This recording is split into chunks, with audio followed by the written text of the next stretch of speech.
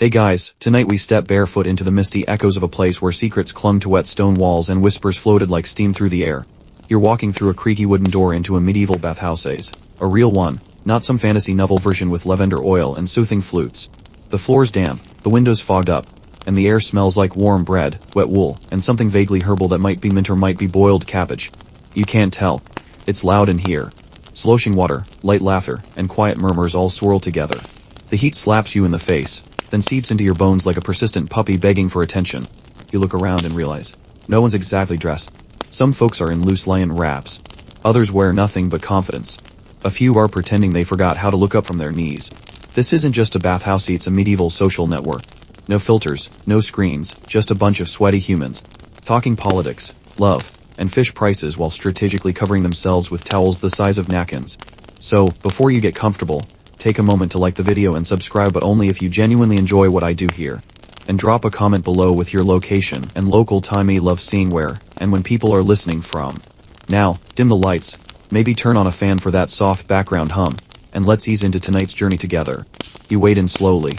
The first thing you notice isn't the temperature, it's the rules. There's no carved sign posted above the bathhouse entrance, but you pick up on the etiquette fast. No staring. No loud laughing unless you're a regular. And never splash an elder unless you're prepared to be cursed in 5 dialects. People are arranged by subtle hierarchy. The artisans keep to one end, chatting in circles with their sleeves rolled to their elbows. A few apprentices sneak glances at the wealthy merchant who bathes alone like his staring in his own soap opera. Quite literally. You feel the sting of steam hitting your cheeks, then realize the heat isn't just from the water. The gossip here could boil a pot.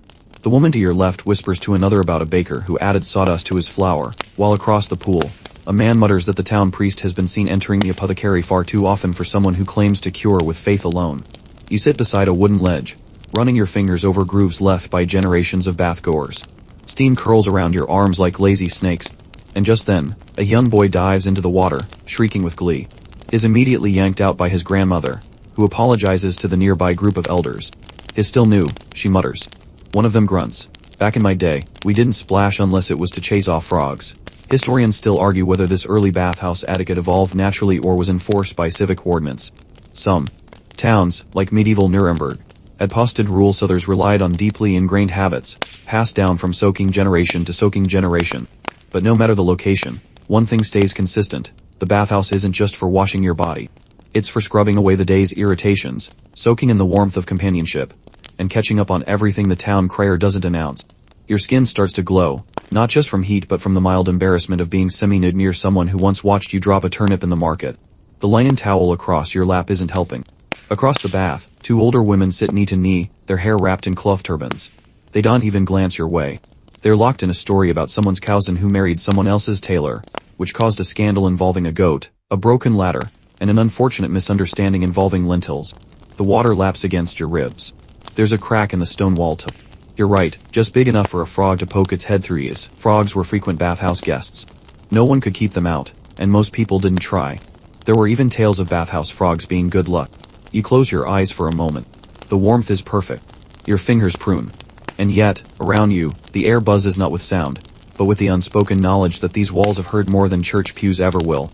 Because here, in the middle of town, in a steamy, echoing room filled with slippery floors and slipperier secrets, you're not just cleaning your body. You're soaking in 1,000 untold stories. You shift slightly on the smooth wooden bench that runs along the edge of the bath, and your foot brushes against something soft, floating in the water. For a terrifying moment, you think it's a rat. But no, it's just a bundle of soaked lavender tied with a thin strand of twine. Welcome to medieval soap, where suds are optional and most people smell like it. Walking garden, or compost, depending on the town. Before the days of perfumed body wash and loofahs shaped like animals, bathing was more of a ritual than a routine. You pick up a handful of what looks like mashed leaves and squish it between your fingers. It's slippery and gritty, and smells faintly of rosemary and regret. Soap, in this case, might mean ashes mixed with animal fodder. It might mean just vigorous scrubbing with cloth and water and hope. One woman nearby is vigorously rubbing her arms with a rough linen rag, muttering under her breath. Another dips a bundle of sage into the water and fans it over her chest like a protective spell. She glances at you and says, "It keeps the boils away." Historians still argue whether that was scientifically sound or just smelled slightly better than the alternative. Next to you, a merchant uses something that vaguely resembles a cheese grater on his heels. You're torn between admiration and horror. His skin looks freshly sanded. Bath attendants, often called stewards of the bath, walk through the fog, refilling buckets, tossing in warm water, and occasionally offering herbal infusions to rub on sore muscles. One offers you a pass in a small clay bowl. You ask what it is. He shrugs. Mostly mint. Maybe mint. Don't eat it. You're now fully immersed figuratively and literally in the culture of public hygiene, medieval edition. Hygiene, however, is a very flexible word here. For instance, some bathhouses required guests to rinse before entering the shared pools. Others simply trusted you to not be too crusty. There were no signs, no chlorine, and certainly no lifeguards. But there were customs. Men and women often bathed together. Yes, together. In many towns, especially in the 12th and 13th centuries, it wasn't unusual to see mixed-gender bathhouses where people lounged, chatted, and let their dignity soak right alongside them. That being said, certain times of day were sometimes designated ladies only or men only, and wealthy individuals often requested private hours for themselves and a few chosen friends. You can guess who those friends usually were. You watch as a man leans back, arms resting along the wooden lip of the pool. His eyes are closed, and his humming softly. Someone tosses a bucket of hot water near his legs, startling him. He jolts upright and grumbles, "My kidneys. That was for my knees." The offender mumbles an apology and retreats behind a curtain that serves no real purpose but makes people feel slightly less exposed. You find yourself wondering how often people bathed back then. Daily. Weekly. Seasonally. The answer, as always with history, is it depends. Urban dwellers in well-off regions might bathe every few days, especially if bathhouses were affordable or subsidized by the town. Rural folk. Less often. Much less often. Some sources suggest peasants might wash fully only a few times per year, relying on quick rinses or holy days with symbolic washing in rivers. You look down. Your skin's turning a shade of pink you didn't think possible. Steam curls around your shoulders like a curious cat. It's comforting until the man next to you sneezes loudly and splashes water into your eye. You pretend not to mind. You very much mind. And yet, for all its grime and quirks, there's something undeniably soothing about this. Maybe it's the warmth, or the rhythmic dripping from the stone ceiling, or the way your muscles start to melt into your bones. Or maybe it's just that for the first time all week you're not chopping firewood, herding goats, or arguing about barley. Here, your only job is to sweat, scrub, sigh. Another bathgoer near you grins and offers a cracked piece of what looks like beeswax. To seal your nails, she says. Keeps the demons from creeping in through the cuticles. Historians still debate whether this was a real belief or just the medieval version of a spa tip gone too far. You look around again. Most people are relaxed. Arms draped, chins tilted upward. It's a communal letting go. A rare moment of calm in a world that mostly stinks of fear, horses, and unfiltered dairy products. And just as you begin to settle in, a shrill voice cuts through the fog. "Who took my rosemary rag?" Oh, you freeze. Everyone freezes. The water, which just moments ago seemed to bubble with casual conversation, now feels oddly still. A woman stands waist deep near the corner ledge, holding a dripping cloth that clearly isn't her rosemary rag, and staring at it like it just insulted her ancestors. Across the bath, someone coughs pointedly. Then silence again. And this, dear listener, is how a bathhouse gossip storm begins. Whispers flicker from one end of the pool to the other, as if carried on the rising steam itself. You hear snippets. Her husband's been out late again, they say the baker waters down the maid, and then she slapped him with a radish. Right in front of the mayor you shift slightly, trying not to look like you're listening even though, obviously, you are. The bathhouse is as much an unofficial town archive as it is a place for washing. Whatever isn't said at the market is said here, usually with fewer clothes and more soap-related metaphors. Two women to your left lean in toward each other, their voices hushed but urgent. One fans her face with a limp towel as she speaks, which doesn't help the heat or the secrecy. "You didn't hear this from me," she begins, which, of course, means you're about to hear something very good. Apparently, the apothecary's apprentice has been seen sneaking out of the grain merchant's house at odd hours. Scandalous. Especially since the grain merchant's wife was seen giving that apprentice a bag of herbs last Thursday.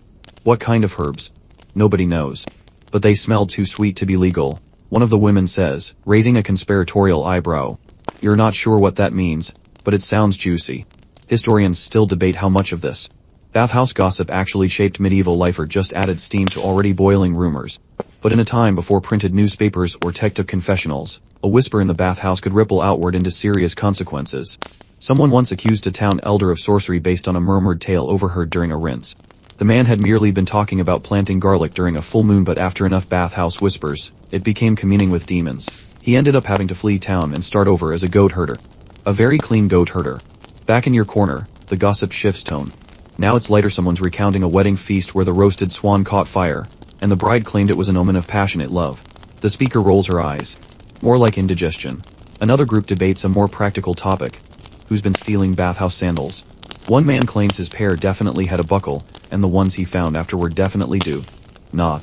He eyes a teenager across the pool who's pretending not to notice. Meanwhile, a lanky musician plucks gently at a lute by the changing bench. No one asked him to play, but no one's stopping him either. He starts a song about a washerwoman and a knight who fall in love over a shared bucket. You suspect it's not historically accurate, but it's got a nice tune. You begin to recognize regulars, folks who clearly come here not just to bathe, but to be seen bathing.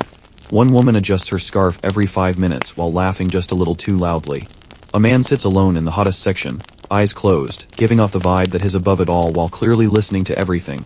And then there's the guy who keeps slowly floating past, like some kind of gossip sponge. You suspect he's not even dirty, he just likes collecting stories. A short, curly-haired girl dips her fingers into the water and quietly mutters something about a haunted bakehouse. Your ears perk. She claims she saw loaves rising before the fire was lit. Her aunt said it's just good yeast, but the girl suspects something spookier. You feel an urge to lean over and ask questions but hold back. You don't want to become part of next week's bathhouse buzz. Still, the longer you sit in the water, the more you start to enjoy the ebb and flow of voices around you. Unlike a modern cafe or social club, the bathhouse has a way of making things slower, softer. Steam blurs faces, heat slows speech, and half the time you're not sure who said what, but you remember how it made you feel. Warm, connected, slightly concerned that your towel has been stolen. And then someone whispers, "Did you hear what happened in the upper town?" Immediately, every conversation dies. Even the lute player stops. You lean in slightly. Apparently, a traveling bishop slipped and fell into a privy pit during a town visit. But instead of anger, he laughed so hard that the townsfolk built a commemorative bench. It now says, "Here sat the jolliest bishop." You let out a little laugh. Someone hears you and smiles. There's something about shared steam, shared silence, and shared stories that make these walls feel like old friends. You're no longer just soaking in water. You're soaking in memory. The steam thickens just slightly, curling in ghostly wisps above the hot stone tiles. You lean your head back against the wooden wall, closing your eyes for a moment just long enough to hear it. A pause. A jiggle. Then a splash. You open your eyes, just in time to catch a fleeting glance exchanged between two young bathers across the pool. It's subtle, barely a blink, but unmistakable. The shy tilt of the head. The quickly averted eyes. The sudden interest in stirring the water with a toe. Yes. You've just stumbled upon the matchmaking basin. In many medieval towns, the public bathhouse wasn't just a place to clean, it was a prime arena for courtship. Think of it as a very damp, very warm tender, min is the swiping, and with significantly more herbal aroma. You spot a teenage boy, awkward, bony, determined, sidling closer to a girl who's wringing water from her hair. He clears his throat with such force it sounds like a rooster choking on a breadcrumb. She pretends not to hear. You can feel his panic radiating through the steam. He tries again. "So, do you come here often?" You groan inside. Even in the 1300s, pickup lines had room for improvement. Historians still argue whether bathhouse courtship was truly encouraged by the towns or merely tolerated, especially since not all interactions were innocent. In some cities, mixed gender bathing was banned altogether after rumors of too much lather and too little rinsing. But in others, like 14th century Paris or Prague, bathhouses were known gathering spots for young singles and a few not-so-single folk pretending to be. In the corner, an older woman hums softly while applying what looks like rose petal paste to her elbows. She winks at you. "Spring's coming," she says cryptically. "The water's warmer now and so are the hearts." You're not sure if that's poetic or ominous. Meanwhile, the young couple continues their delicate dance. He offers her a wooden cup of spiced water, hands slightly trembling. She takes it with a soft "thank you," and doesn't immediately flee. That's basically a marriage proposal, by medieval standards. And then there are the chaperones, an unofficial role taken very seriously by bored older relatives. A plump man with a suspiciously large loofah has positioned himself between his daughter and any wandering bachelors. Every time someone approaches, he lifts the loofah slightly, like a warning flag. His daughter rolls her eyes so hard you worry for her optic nerves. Love in the bathhouse was rarely direct. It was a game of glances, gestures, and if you were bold, sitting just slightly closer then was strictly polite. Sharing a washcloth. Scandalous. Accidentally brushing hands during a water pour. Enough to keep your heart racing for days. There's even a tale you overhear about a couple who met here, fell in love here, and eventually held their wedding feast in the bathhouse. They say the broth boiled themselves, someone jokes. But not every pairing goes smoothly. A commotion near the far tub breaks your daydream. A man stands, arms crossed, glaring at a woman who's clearly ignoring him. She sips her tea with the practiced grace of someone who has zero interest in reconciliation. "I said I was sorry," he repeats. She lifts an eyebrow. "For which part?" You don't hear the rest, because a nearby bucket clatters loudly to the floor and a chorus of women erupt in jiggles. You catch fragments, something about goat fur, mistaken identity, and someone proposing to the wrong twin. You blink, trying to stitch the pieces together, but the tale slips away in the steam. Still, what lingers is this strange comfort. In a world ruled by lords and laws, by birthrights and dowries, this foggy, wet chamber gives people a rare freedom to choose. Or at least to flirt. Some of the bathhouses even had special talking pools, quieter corners where the water was warmer and conversations were meant to last. Matchmakers, midwives, and elderly aunts would casually drift by, pretending not to eavesdrop, but absolutely keeping mental notes for future tea time strategy sessions. You spot a tiny carved heart on one of the stone walls, half eroded by centuries of steam. Someone once whispered a promise here. Maybe it lasted. Maybe it didn't. But in the flickering candlelight, among the murmured jokes and sideways smiles, love feels like something that might just survive even if the soap doesn't. You let your hand skim the water. And just for a moment, in the gentle rhythm of quiet voices and faint splashes, it's easy to believe that maybe, just maybe, the warmest thing in this bathhouse isn't the water. A loud snort cuts through the misty air. You turn just in time to see an elderly man slap his palm against the surface of the water, sending a dramatic splash into the face of his companion. The companion, equally ancient and no less spirited, responds by dunking his towel in the bath and flicking it back like a whip. Steam, shock, and shrieking laughter follow. The heated debates, medieval style. There's something about warm water that loosens the tongue and inflames the ego. And nowhere is that more obvious than in the far corner of the bathhouse, where the retired tanners, bakers, and disgruntled ex-tax collectors gather to argue. Loudly. With feeling.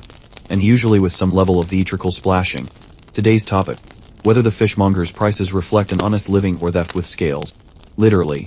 They were 5 deniers last week. One man bellows, thumping his chest with exaggerated indignation. Now they're 7. That's a crime against Cud. His friend, a wiry fellow with a nose like a hawk and a voice like a cracked bell, retorts, it's not. Theft, it's seasonal flux. Learn a thing or two about aquatic cycles. You float a bit farther away, partly for safety, partly for curiosity.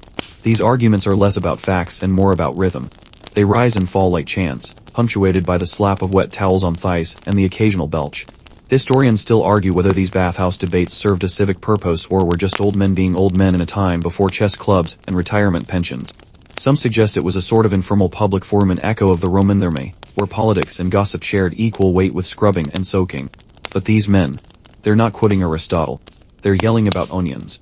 You hear one proudly declare that his grandson has the strongest bladder in the village, and another insists he once wrestled a bear with nothing but a bucket and a stern voice. Neither tale is verified. There's even an unspoken sport happening who can shout the longest without taking a breath. The current champion is a shoemaker named Bernard who, according to local legend, once delivered a 20-minute monologue about boot leather while submerged up to his chin. Meanwhile, the younger bathers pretend not to listen. They casually scrub elbows and stare intently at the ceiling beams, but their ears are because behind the fish rants and bladder boasts, these men occasionally drop genuine gold nuggets of town history, like which merchant secretly helped fund the town bridge, or which noble once bathed with a chicken allegedly for healing reasons. And every so often, the shouting softens into something gentler. You witness it now. One of the men grows quiet, tracing the edge of the wooden tub with a wrinkled finger. He speaks about a friend who used to bathe with them, long gone now. He always sat right here, he murmurs, patting the water surface. Brought pickled eggs. Never shared them. The others laugh softly. The mood dips, just for a heartbeat, into that reflective silence that only age and steam can conjure. And then, as if allergic to sentiment, someone blurts out, well, at least he didn't smell like turnips, Milo, and the whole corner erupts again. You wonder if modern spes could benefit from a designated argument pool. Just a small, soundproof section where people can shout about oat milk prices or parking lot etiquette without judgment. It seems oddly therapeutic. Here, it clearly is. The men puff their chests, toss around hyperbole like bathwater, and leave looking 10 years younger. Emotionally, at least. As you pull yourself to the shallower edge of the pool, a large splash hits your back. One of the arguers, red in the face and towel askew, is standing chest deep and still raving. I told you, he cries, pointing a dripping finger, that duck was not the mayor's. It's unclear whether he's joking. And somehow, you feel better knowing you'll never know for sure. From the corner of your eye, you spot a figure who looks like he stepped right out of a traveling show, beard slightly uneven, leather apron cracked from years of use, and eyes twinkling with a mixture of mischief and expertise. This is the bathhouse's unofficial multitasker, the barber surgeon. Unlike modern barbers, who just give you a trim, this fellow wields blades, leeches, and gossip in equal measure. You watch as he moves through the misty crowds, carrying a wooden box filled with strange tools, offering services ranging from beard trims to minor bloodletting. His reputation? Well, it's complicated. He stops next to an anxious merchant, and announces loudly, "You look as if you've wrestled a pig in a mud pit," before brandishing a small jar of ointment that smells faintly of garlic and something more pungent. The merchant winces but nods, knowing that whether or not it cures his ailments, the attention alone is worth the price. As the barber surgeon settles into his work, you overhear snippets of his commentary, part medical advice, part local politics. Leeches are in fashion this season, he declares to no one in particular, but the real cure is a steady tax collector and a brisk walk in the forest. He pauses dramatically, adjusting his leather cap, before leaning closer to a nearby group. And don't get me started on the new mayor. His ideas would make even the saints blush. You can't help but chuckle. This man knows more secrets than the town crier and uses every haircut as an opportunity to spread them. Historians still argue whether barber surgeons were trusted healers or the medieval version of a dubious Yelp review. But one thing's certain, their opinions carried weight. Whether performing a bloodletting or slicing a troublesome beard patch, they were the town's walking rumor mills. As he moves on, a few younger men sneak glances, hoping to catch a whiff of the exotic oils he applies or maybe a hint of the scandal he's about to share next. You notice that, despite his rough hands and sharp instruments, there's a kind of charm about him. Maybe it's the way he spins tales, or the fact that his leeches always seem to vanish mysteriously after treatment. You consider asking him for advice on your own ailments, but decide against it. Your body might be healthier, but your nerves would be a wreck. Instead, you settle back into the warm water, listening as the barber surgeon's voice fades into the background, replaced by the murmur of gentle splashes and soft laughter. There's something comforting about this chaotic mix: healthcare, politics, and theater all rolled into one steamy package. And as you close your eyes, you realize that in a world without smartphones or social media, this was the original hotspot, a place to see, hear, and be heard. You shift in the water, suddenly noticing an awkward tension nearby. A man sits stiffly on the bench, his eyes darting around like a cornered fox. And there, just a few feet away, a figure he clearly wants to avoid, his workplace rival, soaked to the waist and grinning like a cat who just caught a mouse. Bathhouses were great equalizers, or so they pretended to be. In a place where everyone is half-naked and damp, the usual office politics took on a whole new dimension. You could no longer hide behind your fancy robes or shiny boots. Here, your reputation was as exposed as your skin. You watch the rival edge closer, offering a thin smile that doesn't reach his eyes. The other man stiffens, answering with a curt nod. The conversation begins awkward, clipped, and full of the sort of passive-aggressive politeness that only two sworn enemies can muster. "Oh, I didn't expect to see you here," says the first, voice barely above the water's murmur. "Nor I you," replies the rival, "though I suppose even bathhouses are not immune to the woes of our daily toils." You feel the tension thicken like the steam around you. The two men engage in a careful dance of words, neither wanting to show weakness but neither willing to back down. You catch fragments, discussions about market shares, guild alliances, and a suspiciously detailed account of who stole whose tools last harvest. The sly smirks and quick glances suggest this is less a conversation and more a battlefield. Historians still debate how often such rivalries erupted into open conflict within these communal spaces. Some argue that the bathhouse acted as a pressure valve, allowing grudges to simmer quietly rather than explode into violence. Others believe it was more like a powder keg, ready to blow at any careless splash. Meanwhile, you try to focus on the sounds around you: the drip of water, the soft voices exchanging secrets, the faint scrape of a leather strap. It's oddly soothing, even with the undercurrent of tension. Suddenly, the rival drops his voice to a whisper. "Remember the market scandal last month? Word is, you had a hand in that." The accused's eyes narrow, but he only smiles thinly. "Rumors are like river water: they flow, they muddle, but rarely do they drown the truth." The two men lean back, eyes locked, neither willing to concede. You look away, amused and a little glad that your own rivalries rarely involve public bathing. Still, you can't help but wonder how many ancient grudges were born or buried in these very waters. Because sometimes, the bathhouse was not just a place to wash the body, but a crucible where grudges steamed, friendships simmered, and alliances bubbled up, all beneath the same foggy roof. As your ears tune into the subtle symphony of splashes and whispers, you catch a sudden burst of melody weaving through the steam, a trio of washerwomen, voices rising and falling with surprising harmony. Their song is playful, cheeky, and just a little bit scandalous, the kind of tune that would make a bishop clutch his rosary. They sing about beer and rear ends with equal enthusiasm, laughing after every verse like they've just invented the world's first bathhouse come-eat club. It's an odd but refreshing soundtrack to this humid world of nudity and nudging glances. One of the women tosses a soapy rag in the air and catches it with a grin, adding a line about the perils of mixing up clean linens with dirty secrets. The other two respond with a chorus that sounds suspiciously like an invitation to come join the fun, although you're fairly certain the fun involves more gossip than actual bathing. Historians still debate whether these songs were spontaneous or part of a bathhouse tradition designed to break the ice and keep spirits high. Some accounts describe body ballads performed regularly to entertain patrons, while others suggest these melodies were merely the personal amusements of the washerwomen. You watch as a nearby group of bathers tap their fingers in rhythm, eyes closed, letting the music float around them like a warm breeze. Even the cranky old man from the debate corner taps his toes grudgingly, clearly enjoying himself despite his earlier protests about nonsense and frivolity. The lyrics, although hard to catch fully through the mist, hint at tales of misplaced lovers, sneaky footmen, and the eternal quest for the perfect ale. One particularly clever verse rhymes beer with rear, and you catch yourself chuckling quietly more than once. You realize this is more than just entertainment. It's a bonding ritual, a release valve for the stresses of medieval life, and perhaps, just perhaps, a way to sneak a little joy into the otherwise damp and arduous routines of daily existence. You wonder if any of these songs have survived in some form. Are they the ancestors of your favorite tavern ditties? Did someone, centuries later, hum these tunes unknowingly while waiting in line at the grocery store?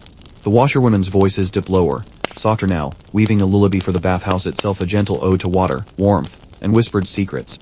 As the final note fades into the gentle splashes around you, you find yourself smiling. For a moment, the bathhouse feels less like a place of awkward nudity, and more like a sanctuary of shared humanity. And in that warm, steamy embrace of psalm and steam, even the most stubborn stains seem a little less permanent. You notice a bathhouse regular approaching with a solemn look, carrying a small satchel filled with what appears to be dried herbs and strange powders. His movements are deliberate, as if he's about to perform a sacred ritual rather than just toss a handful of leaves into the steaming water. He claims that boiling nettles mixed with crushed mushrooms can chase away melancholy, boost vigor, and maybe even cure the occasional bad dream. The scent that rises from his concoction is earthy, sharp, and slightly unsettling like a forest after a storm. Nearby, a few bathers wrinkle their noses, others lean in curiously, and one brave soul decides to take a deep sniff before quickly shaking his head as if to reset his senses. Historians still argue whether these herbal remedies had any real medical benefits or if they were largely placebo and superstition. Some suggest that the ritual itself, the act of preparing and sharing the potion, may have had more power than the ingredients. You watch as the man dips a rag into the concoction and begins to rub it gently across his arms. Others follow suit, hoping to absorb some of the magic or at least the comforting warmth it brings. But not all remedies are so well received. A gruff blacksmith scoffs from his corner, loudly proclaiming that only fools trust mushrooms that don't grow on their bread. He waves a sooty hand dismissively, causing a nearby child to jiggle. Still, the mix of science, superstition, and herbal lore is as thick as the steam. Bathhouses were places where practical healing and mystical belief stands together, sometimes harmoniously, sometimes clumsily. One elderly woman shares a story about a bathhouse healer who once claimed to cure a man's liminus with nothing but water and a blessing. Whether it was true or not, the story spread through the village like wildfire, and the healer's reputation grew accordingly. You wonder how many of these tales might be exaggerations, and how many might hold kernels of truth. After all, water and warmth do help soothe the aching muscles, and a hopeful heart can sometimes do wonders. As you sit back in the bath, the herbal scents mingling with the water, you realize that the bathhouse is as much a place for the mind and spirit as it is for the body. And maybe that's the real magic.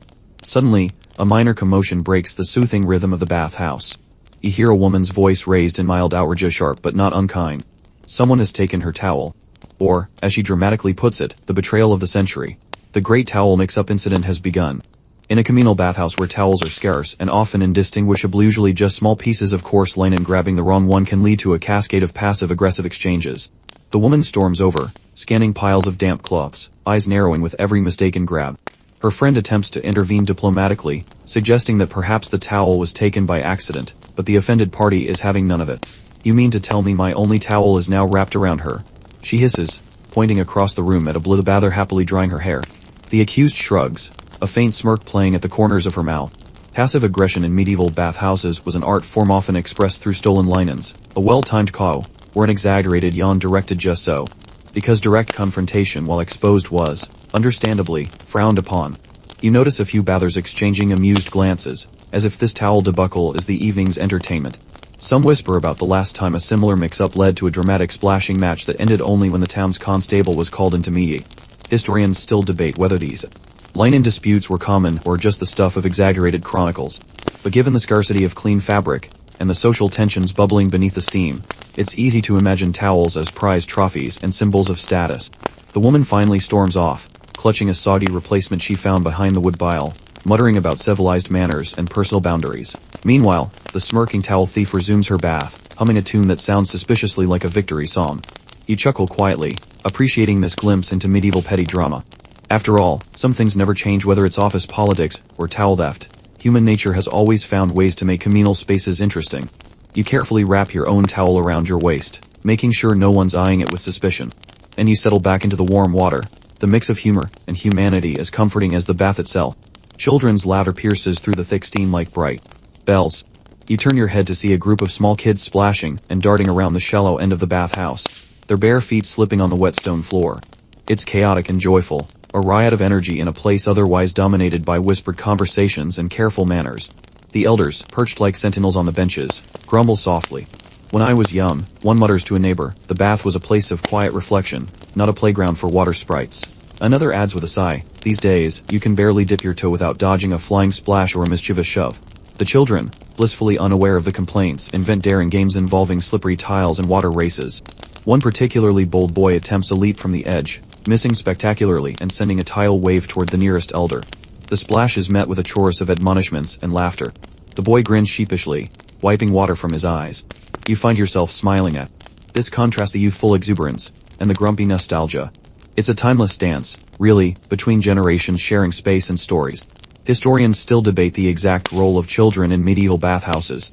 Some argue that children were often excluded due to modesty or health concerns, while others suggest that communal bathing was a family affair, with children learning social norms alongside adults.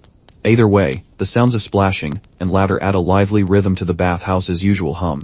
An elderly woman near you strokes the head of a small girl sitting beside her, whispering soft stories about the water spirits said to protect the bathhouse. The child listens wide-eyed, clutching a small wooden toy. You reflect on how the bathhouse, beyond its practical purpose, was a place of learning, tradition, and community. A classroom without walls, where lessons were passed down through touch, tales, and shared moments. As the children continue their games, the elders' voices soften, their grumbles turning into smiles. After all, every splash carries the promise of tomorrow's stories. You settle deeper into the warm water, feeling connected to the countless souls young and old who have found joy and solace in these steamy, slippery halls. The sun has long since dipped below the horizon, but the bathhouse hums with a different kind of energy now. You sneak in after hours, careful not to disturb the stillness. The warm air wraps around you like a familiar cloak, and the water welcomes you like an old friend. By moonlight, the bathhouse reveals a secret world, a realm where the rules loosen and the usual patrons fade away. Here, no one is watching, no one is judging. Towels are optional, and the steam conceals more than just the body. You spot familiar faces from earlier, but now they move with a different grace. Whispers turning into laughter, stares into soft glances. This is the time when stories become more intimate, when confessions slip out, between shared splashes. The water feels even warmer under the stars, as if the night itself lends its heat. Shadows flicker on the walls, dancing like spirits invited to the nocturnal gathering. Historians still debate how common midnight bathing truly was. Some records suggest that villagers preferred to avoid the bathhouse at night, fearing ghosts or divine punishment. Others whisper of secret rendezvous, hidden from the prying eyes of the day. You watch a couple, their hands intertwined beneath the water, faces illuminated by candlelight flickering somewhere just out of sight. Their laughter is soft, their smile shy but genuine. Nearby, a group of friends share stories of past loves, lost fortunes, and hopes for the future, their voices blending into the gentle rhythm of dripping water and sighing stones. The bathhouse, under the cloak of night, becomes a sanctuary, a place to shed not just clothes but worries, to find comfort in warmth and companionship. You close your eyes and let the cool night air mix with the steamy warmth, feeling the tension of the day dissolve like mist. Here, in the moonlit bathhouse, time slows. The world outside fades, and all that remains is the quiet promise of rest, renewal, and maybe, just maybe, a little mischief. You smile softly, savoring the moment before slipping quietly into the embrace of the night. In the quiet corners of the bathhouse, behind heavy curtains and stone arches, whispers circulate about the Lord's private baths, marble tubs said to be filled with waters drawn from the sacred springs miles away. The nobility's bathing rituals are the stuff of legend, cloaked in mystery and envy. Villagers speculate wildly. Some say the Lord's baths are enchanted, blessed by traveling monks to heal wounds and restore vigor. Others claim secret lovers are hidden there, shadows slipping through steam in clandestine meetings. The truth? Well, it's as elusive as the flickering candlelight that dances along the marble edges. You overhear a tale of a grand marble tub, larger than a horse's stall, decorated with carved lions and serpents, where the Lord reportedly bathes with rare oils imported from distant lands, some fragrant, some downright peculiar. Historians still debate how accessible such private baths were, and whether they were symbols of status or genuine centers of wellness. Some argue these luxuries were more about display and power than hygiene, while others point to early spa culture among the elite. You imagine the cool touch of marble against skin, the scent of exotic herbs filling the air, and the quiet hush of attendants ensuring every drop of water is just so. It's a stark contrast to the camille clamor of the public bathhouse where you've spent your evening. A servant nearby lowers his voice, speaking of a scandal involving the Lord's favorite bath attendant, who was caught smuggling letters between rival families. The story ends in whispers of betrayal and secret alliances. Classic bathhouse. Intrigue. You wonder how many of these whispered tales shape the politics and romances of the time. After all, water, warmth, and secrecy are up at the mix. For now though, you're content to remain in the warm steam of the common bathhouse, where the stories are just as rich, even if the marble is absent. Suddenly, the atmosphere shifts. The ladder and murmurs dim as a stern figure enters the bathhouse. The church inspector, clad in dark robes, eyes sharp beneath a heavy brow. His arrival is like a cold breeze cutting through the warm mist. You feel the shift immediately. The playful whispers hush, and the usually bold bathers shrink slightly under his gaze. He carries a small scroll, a list of forbidden behaviors, recited in hushed tones in every village. No frivolous chatter, no inappropriate closeness, no indecent exposure beyond what modesty allows. The inspector's presence is both feared and respected.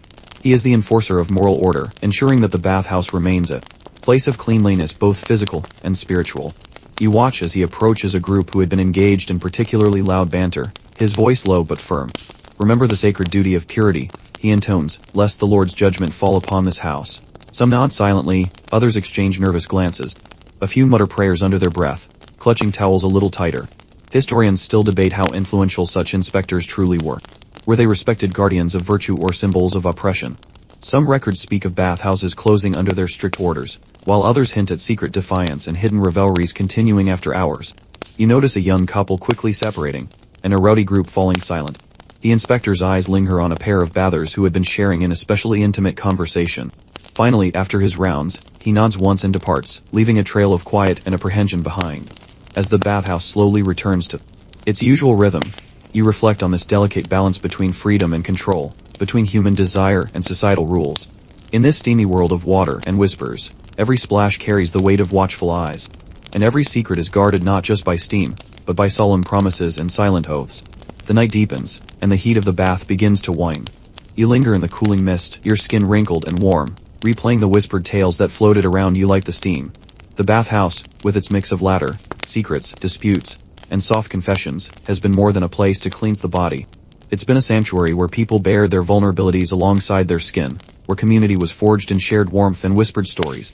You recall the fleeting glances of the shy couples, the heated debates of the elders, the barber surgeon's mischievous tales, and even the towel thief's sly victory.